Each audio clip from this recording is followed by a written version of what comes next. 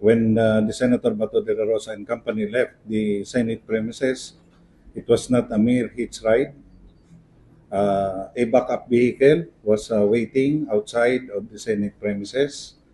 It is a pickup. We have identified yung mga the owner and the driver of that supposed vehicle.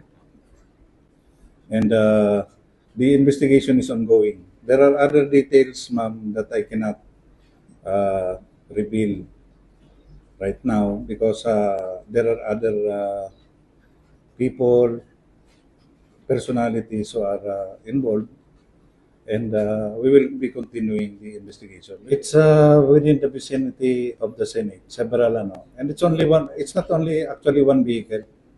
It's not just one vehicle that's nakikita. How many are we talking about, sir? I cannot reveal.